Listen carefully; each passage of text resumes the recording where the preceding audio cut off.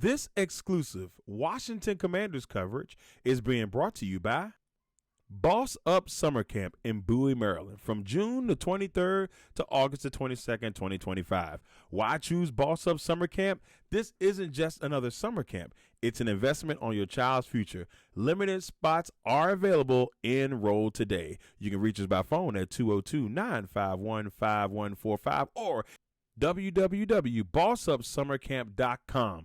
This summer, give your child more than just a camp. Give them a launch pad for greatness. At Building Bosses Academy, kids ages 4 to 14 dive into hands-on STEM adventures, from drone tech and robotics to AI and app design, all while building leadership skills and exploring the arts. 2 field trips a week, creative outdoor fun, caring staff, flexible payments, and even before and after care, all designed to fit your life. It's time to boss up this summer. Visit bossupsummercamp.com and reserve your spot today.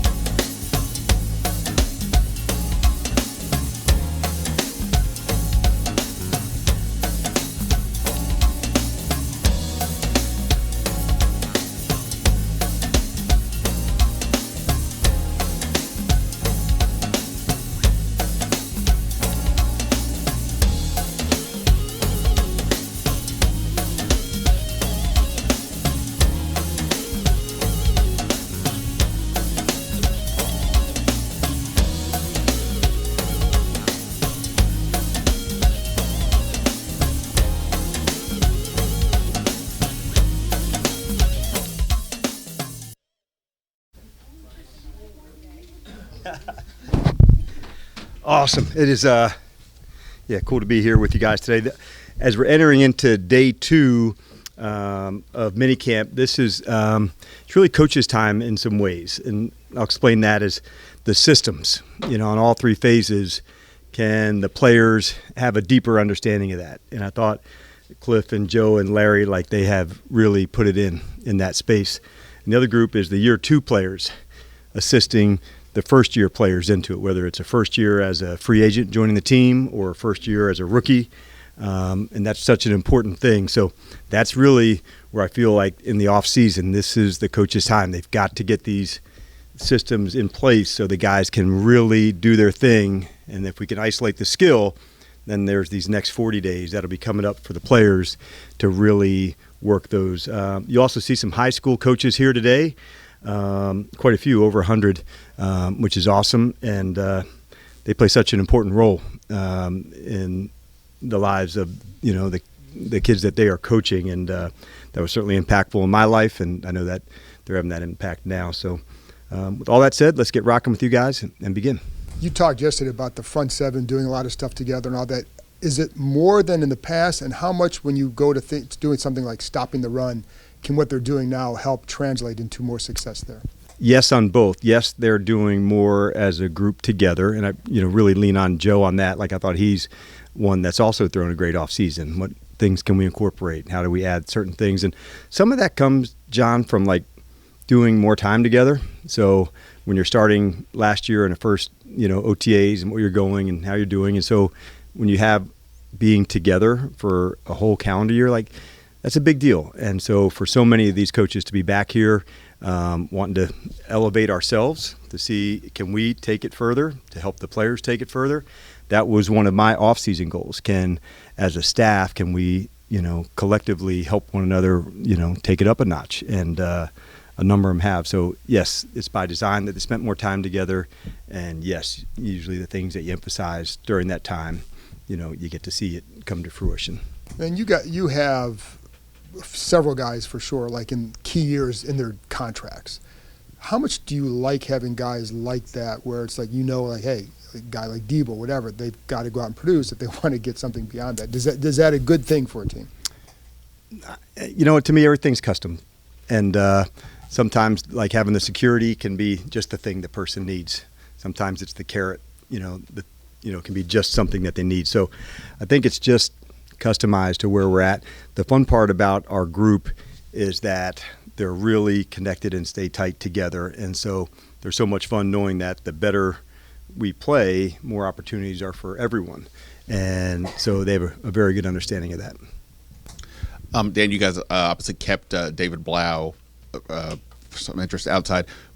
When you have this situation where the young guy, he's learning, does he get more responsibilities, or do you change what he's is, or is it just, hey, keep doing what you're doing and improve on that? Yeah, no, we changed some responsibilities, and the purpose behind that, Ben, was to get more development chances. And so, he spoke in front of the team today. So that's one of those things of what are the more responsibilities that are going in. We, did a presentation on the ball, and so it was good to see Tom Donatel and him, in conjunction presented today. So yes, there's more responsibility, and with that is also like, hey, we care about your development as a coach, and we're going to work really hard to help develop you, much like we are, with the players. And so that was by design. And obviously, building the rapport with the players, the culture, this has obviously been a huge deal for you over the last since you got here. How much time do you spend in the offseason thinking, okay, now what? How do I change it up? What's fresh? What do I say? How much time do you do that? Are there some things I've already done that have been different? Some things are different. Sometimes as a coach, you also need to remind yourself, like, you don't have to say this differently. Repetition doesn't spoil the prayer. You can sometimes say the same thing about the ball or tackling, and those are things that, like, I don't have to have a new way to say that. What's nice, Ben, here is seeing the other leaders develop here, and so that's, to me, where I take great pride in, to see other players into this spot where they're elevating one another. And if it only had to come from me, I think you're right, where you would have to really think, how do I say this different? But when it's also coming from the next person, they'll say it in their own way. So message isn't just what we say. It's also like how we live and how we act and how we treat one another. And so the messaging is really how we live. And we show examples. But there's some things that we highlight that are like all the time things, and a lot of them are the skill work at practice, and we work tackling a lot and breaking tackles and leverage and disguises on defense and tempo on offense. And so those things, I don't need to say it in a different way, but I want to make sure it's always emphasized. Who are some of the guys that are stepping up in that regard? I think there's quite a few, and it'd be the easy ones where, some guys who've already had leadership things like a Marcus. But also it's Percy. I see it in some of the second-year players, that we were talking about yesterday. I felt it in Jordan McGee in terms of the way that he's put in so much work. Ben Sinnott is one I thought had just a fantastic off season, and I'm seeing that come to fruition in this time frame that he's been going. So seeing different guys into different spaces, it's been good, but there's quite a few actually that and it's not all in the same way. Like sometimes it might be out on the field, somebody else might be in the meeting room, somebody else might be down in the weight room and with the guys in their training. So different voices, and some new players that's made an impact on me. Dietrich Wise and Jonathan Jones, just such a good standard about how they do things. So it's cool, to find different guys. Hey, you guys gave Jeremy Reese another year. What has he meant to this team, both on special teams and defense, and how have you seen him grow in your year or so? Yeah, that honestly makes me smile. This is a true commander, one of our heavy hitters, and an absolute all-around BMF, in every way. It's no surprise he was elected one of the captains, when the postseason began. But he affects all sides of the ball, and that's kind of the best part about our team. It's not like, hey, I'm just over here with the defense or just on the special teams. We're one team, and I love that. And Jeremy represents that about as strongly as anybody could. Now, the performance side, man, you feel him, and the speed and the tackling and the toughness, and we really value what he brings to us on and off the field. So, when that came out, man, that's an absolute really cool moment for us. And you mentioned the coaches that'll be here today. You've had coaches, college, high school coaches, pretty much throughout the offseason. When did that really become important to you to start bringing them in and to show them sort of how you run things? Yeah, I think it's really important for our game, Nikki, number one. Off the field, there's such an impact that high school coaches have. It's way bigger than football, and I recognize that because that's true in high school. It's also true in college, and so I wanted them to know how important that role is and how much I respect it of what they do. Then from the football side, I want them to see the techniques and see things that we are teaching, and if we can do that and share that with them and help their programs become better, man, that's paying it forward. And so I'm really pumped. There's over 100 coaches here today and some flag coaches as well. And so to have that kind of turnout quickly, that's really cool. A couple of weeks ago, Cliff Kingsbury talked about how big a year it is for Brian Robinson. Mm-hmm. He spoke yesterday and talked about he knows it's a big year. Can you talk about his offseason and what the year means for Brian Robinson? Yeah, he looks, number one, really healthy. There was a cut specifically yesterday on a run, and where he was able to cut, plant, and downhill as fast as you could see. And those are the things that I've seen. He's back. We got him back on the return game as well on the kickoff side. So you feel his urgency and intensity for it, but he's really thrown a good offseason. He really has. We got to talk to Bobby Johnson last week. Yes. I was excited to have Laramie here as a player, but also you notice little leadership things like calling Josh right after he was drafted. Yeah. He hasn't been here that long, but have you noticed anything just as a player or as a leader out on the field? Yeah, and I think most of the time some of the very best leaders are excellent communicators, and I felt that way with LT right from the beginning. I got a chance to meet his family and what were the things in his background that made him unique, and finding out about him. Then also on the football side, what are the things that he's excellent at, what are the things he wants to work on. And so as he goes through an off season, there's such a specific plan for this is what I want to do during this time to get ready, and having that kind of process of winning. I noticed that right away. Coach, you spoke about the importance of having high school coaches out here and that outreach. What does the community and having that outreach directly to the community, what does that mean to you as a man and to this organization? number one, I want them to know what they're doing really matters. And like we see the work that they're doing. So if this is one way, that we can pay it forward to the coaches to let them know a practice schedule, a way you set up something in terms of a drill, how do you teach our game really safely? And if we can do that better and it help them establish that in their schools and in their own communities, I think it just helps grow everything. And all of us have that responsibility, and we take that responsibility seriously. So it had a huge impact on my life growing up, and for us to be able to have a chance to give back into that and pour into them, like, man, it's just as good as it can get, because it's a way for them to make an impact. Got time for 2 more? Yeah, I know it happened a couple of weeks ago, but the NFL announcing that they're going to allow players to compete at the Olympics for flag football. Curious to your reaction to that, and would you feel comfortable if one of your players wanted to try out and maybe be an Olympian? Yeah, good question.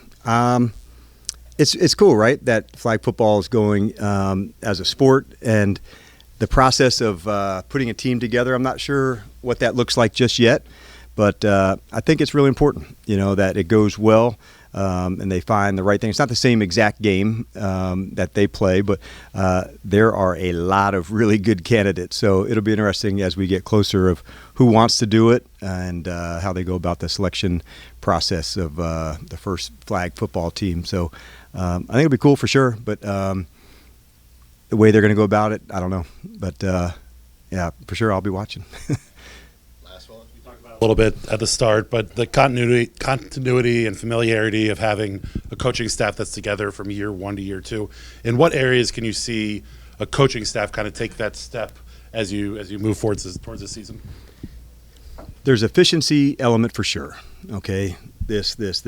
But what also happens is you're more open to suggest, to receive feedback, and as coaches, that's important. When we're studying something different, have we thought about this? Can we go into that way? When you do a first-time installation of your systems, it really stems, from the coordinators. This is what's going to be. Then as you get into years 2 and beyond, now you have a chance to study some other things. Would this be something we'd add? Would it not be? Where last year we didn't really get a chance to do that. We were putting in, this is from a philosophical standpoint, how we want to play. And so now you're able to, we practiced it, we didn't call it a lot, let's take it out. This one we should have called more, let's give it more time. So you're able to put the puzzle together a little bit better, how to feature the guys better, and the communication amongst the staff, offense to defense, how they share ideas across the hall. Those are things that probably don't fully develop until you're together a year and you've been through the good times, the tough days, and then you're able to share more information. So that was one of our goals going into the off season. Could we elevate ourselves to help the players? And to a man, these coaches have really nailed that piece, and so that's why we're excited for the camp. This is kind of the culmination of that, and then our times together are intense, and we'll need the break too. Before we come back, much like the players do. When we're here, it's kind of go, and you're hitting it hard, and so we'll need that time to recharge and get ready as well. All right. Thanks, Coach. All right, we'll see you guys out there. How do you feel this year? Obviously, you look pretty good out there right now. I feel good. Just getting a full off season to get healthy. I feel great. I've been working a lot, trying to keep being in shape. Getting better shape than I was obviously last year. Dealing with an injury, so I feel good. What type of difference do you just notice, the nuances of just being out there? Anything specific that you really can feel a difference compared to last year? Just the burst. Just getting out my breaks and all that. And I was dealing with hamstring. That take a lot out of you. And it take a long time to heal. And I was just trying to battle through that. But now, since I got a full, off season, I just feel great. I feel explosive and all that. So. Marshawn, did you ever feel like yourself even when you were playing last year? Not really. I feel a little timid, just not like physically, not mentally timid, but I could tell in my game when I watch film, I could tell how I'm stepping. I look timid, in my game, and now, just being out there for these past 2 days, I feel way better than I did last year. Was it frustrating for you to be in a new spot and not feel like yourself? Did you feel like you had to press? Yeah, because I just wanted to prove that, they made the right decision, obviously. So I just wanted to get out there and show what I can do, but, I was hurt. But I don't want to make excuses, so I was out there, if I was good enough to play, I can be evaluated on that. So, it is what it is. I just want to get out there this year, show what I can do. Did you do anything different in training to try to avoid some of the injuries you've had in the past as you get set for this year? Yeah, I just wanted more like explosive work, just more like not doing like free weights. I didn't really get in the weight room too much as far as like heavy lifting. Like I've been in the weight room, but just not heavy lifting. I just wanted to get out there and be explosive. That's more what I've been working on. At what point in the offseason did you really start to feel like yourself and feel like you could trust your leg again? When I really got back into it, from just resting, letting my body rest and then getting back into it, I felt like myself. How long did the team signed Will Harris? Did you talk to Will at all? And yeah, what did he bring here? Of course. Man, he's just a talent, you know what I'm saying? He's a physical player, definitely. He's going to set the tone for the defense. And, of course I talked to him. I was in New Orleans with him. We spoke, of course. Last one, John. Hey, what's your early impression of Trey Amos? He got technique. His technique is there.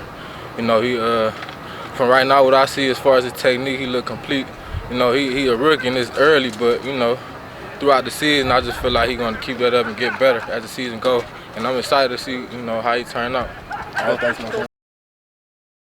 Doing today.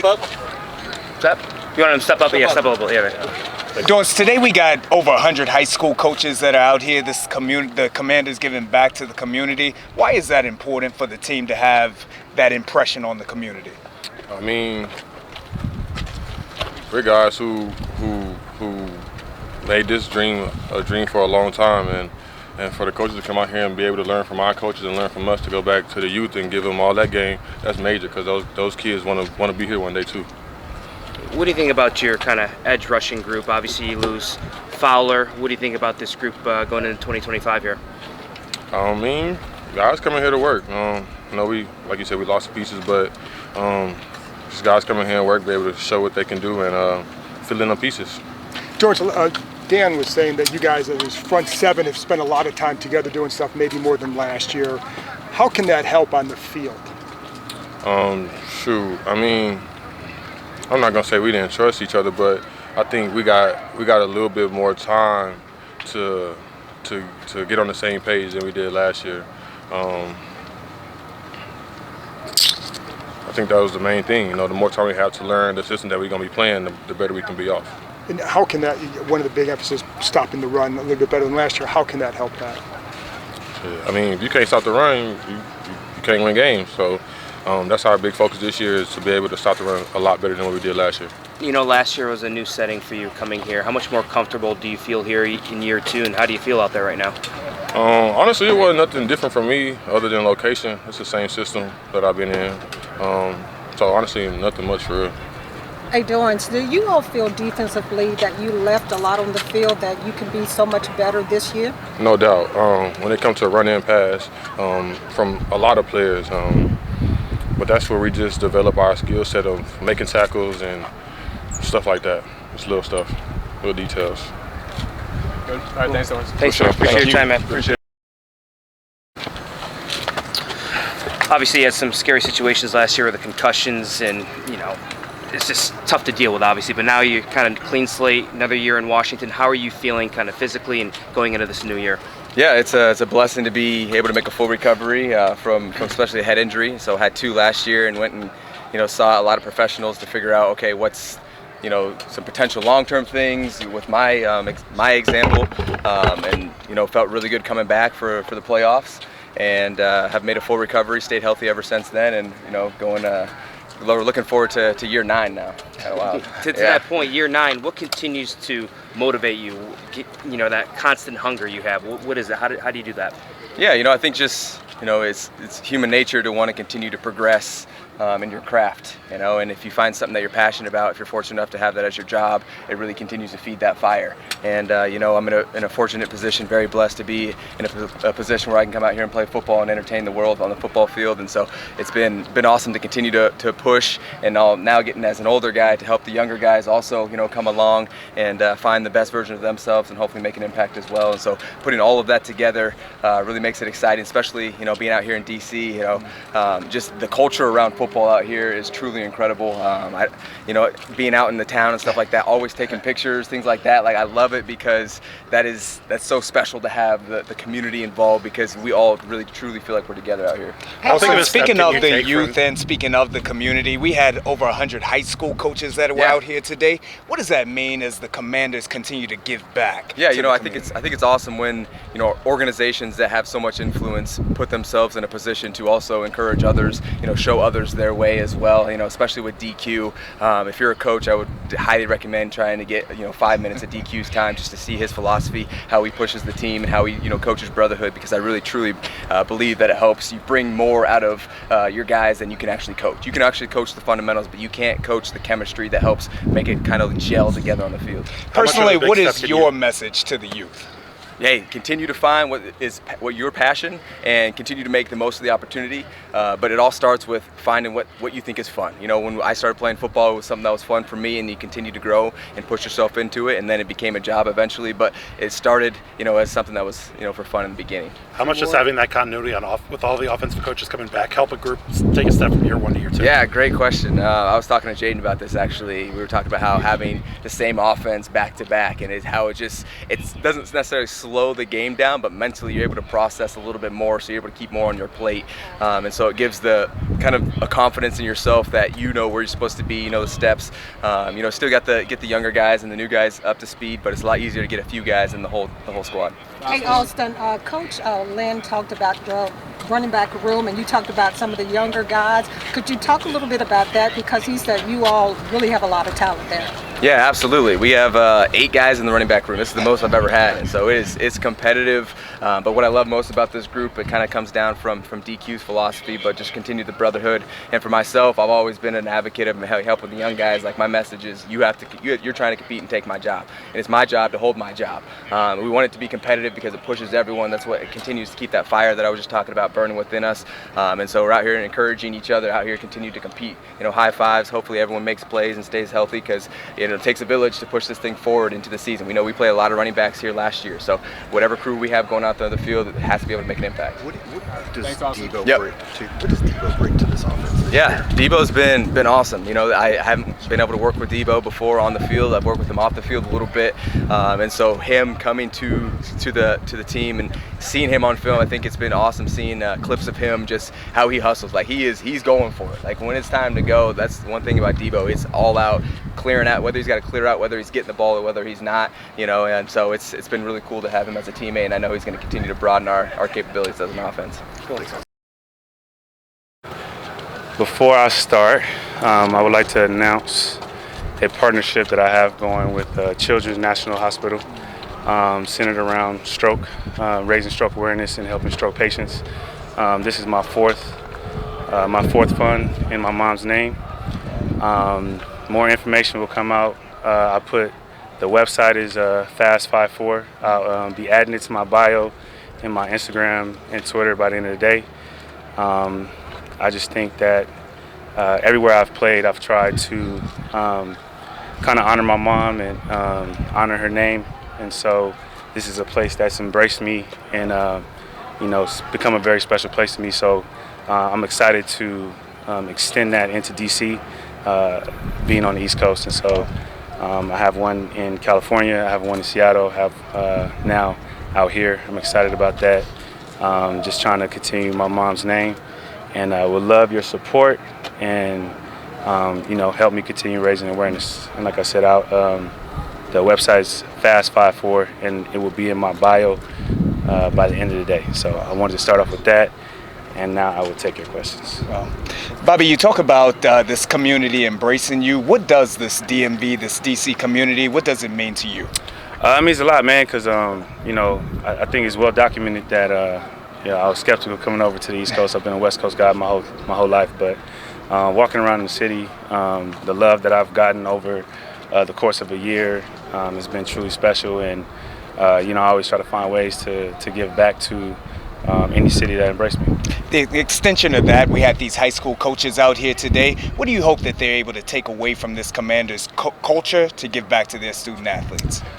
Honestly, I think coaches are really, really important in a journey of a player. You know, I think I wouldn't be here without some of the coaches that I've had in middle school and high school, especially high school. My coach, Coach Rice.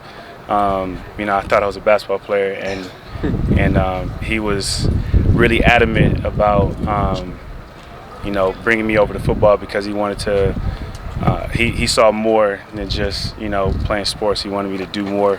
And him and my mom actually had a conversation, and you know, he made a promise to her that I would get to college, and you know, he was a big reason that. So you may not know now the impact you have on somebody's life, but just do your best, and the player will appreciate it. I'm one of those. Bobby, this is year 14 for you in the NFL. What keeps you motivated? What keeps you hungry? Greatness, man. I want to be great. I think the thing that's been dope is the players, the people that I play with, the coaches. They make it fun to come to work every day, and you know, I want to win for them, and I want to continue to be successful with them, not just by myself. Bobby, go ahead. A lot of returning pieces, offensively, defensively, and the coaching staff to have that continuity back again, to kind of run it back again. What can that do overall, just from a team aspect? I think it's another year, you know, under the same system, you know, with the same teachers, with the same players, and I think, you know, that puts us further than where we were at last year. I think that's something you can be excited about, you can build on, and I like where we're at compared to where we were at last year. Hey, Bobby, and circling back around to your foundation and your mom, what would she say if, you know, about what you're doing and the impact that you're making in the community by these foundations in various areas? I think she would be humbled that I, you know, name everything after her. I am an extension of her, and so I'm hoping she'll be proud that, you know, I carry that with honor, and that's something that's always meant something to me, and you know, I just try to do it gracefully. Bobby, as you've launched these funds, have you seen the direct impact they've had on children and their families' lives? Yeah, you know, I've had a couple of people reach out and say like some of the equipment that they've been able to have that they weren't able to afford has helped them a lot, and that means a lot to me, because when I was, you know, when we were kind of going through our situation, we couldn't really afford some of the equipment that she needed. So it's cool to kind of help people not be in that situation. Bobby, I know it's a different group. You're linebacker, he's D-line, but what's Jalen Holmes meant to this team, and what's he bring to the table? Man, he's just first, he's a fun teammate, a great person to be around. You know, I think you know, he definitely adds to his culture, but he's a playmaker, very strong, always active in the backfield, and you know, he brings life to this defense. Thank you. Bobby, was there a time when you talk about what, playing off what Nikki said about the feedback, was there a time that really kind of maybe stood out more than another with feedback you got about what you were able to do for somebody? Probably talking to kids. I went to a school one time and I was talking to a kid, and you know, I believe his mom had suffered a stroke and he didn't really know how to talk about it, and so you know, I understood that feeling, and so being able to have that conversation was cool. Just to clarify, this fund will go to the pediatric stroke program at Children's National? Yes, okay. Yes, and it'll be an extension of some of the funds that I have. I have a fund in Seattle, a couple funds in LA. One of the funds is the hospital that she was actually cared for at.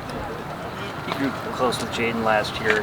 Just looking back to him a season, you know, a year ago, have you noticed growth in like football IQ, physical? I mean, anything like has anything looked different?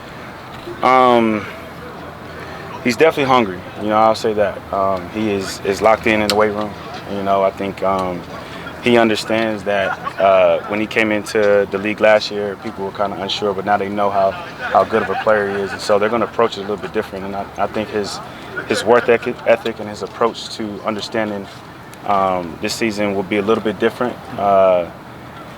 But I'm excited to see what he does. I think he's been putting in the work, and he's going to be fun to watch again. And I think it's something that anybody be proud of to see, and I'm excited for him. Bobby, I know you took some time at the end of the season to figure out what you wanted to do. You decided you wanted to come back. Why ultimately did you want to come back for another year here in Washington? Man, the players, really, the players and coaches. You know, when when you create a relationship with people, and not just the players but the coaches and, like I said, the city, this was a very, very fun time, and you could feel it, through that playoff run, through the end of the season. Like, you could feel that energy, and I think it would be really cool to bring a championship here, and I want to be a part of that. Bobby, expanding on that, you came in here as a veteran that's had success in this league last year. Lattimore getting traded for, Tunsil's now here. Looking across this roster to see if there's even more guys that have made such a name for themselves in this league and wanting to win that championship. How does it feel here in minicamp, just seeing everybody coming together right now for next season? I think it's cool. I think, like you said, I've been around a little bit, so. One thing that tends to happen is, on paper, people start to make your own narrative and create your narrative. And I think at the end of the day, you still got to put that work in. So that's my message is, we have different players. We have players that people, recognize their names and all those things. That doesn't get you wins. You got to go out there and still do the work and still be focused. And kind of the same thing. It's like, last year people were unsure, how good we were going to be. Now people know, who we are as a team, who we are as a city. And so, you got to wear that with pride and understand what that comes with. And, we're going to get everybody's best every single game. You don't get this many primetime games for no reason. That's right. And so, we're excited for it. Did you feel a similar thing early in Seattle that was building when that team got good and won a championship? Is there similar at all to what you're feeling happening here right now? Yeah, I think the city was always behind us, but I think it's more so the players, the vibe of just like, okay, not being satisfied. We got really far, and you have to re-lock in because it's not just going to happen again. We're going to have our challenges throughout the season. We don't know what those challenges are, but I think using some of the experience that we had last year to embrace those challenges and continue to grow and put us in the right position. That's all we can do is just put our best foot forward. Hey Bobby, graduation is coming up soon from Howard University. Could you talk a little bit about that? Yeah, so I got my classes. I have my classes this summer that I'm finishing up, and then I'll have some electives during the season, and I should be done, God willing, November. Excellent. Thank you, Bobby. Yeah, appreciate you. Thank you. Yes, sir. Thank you.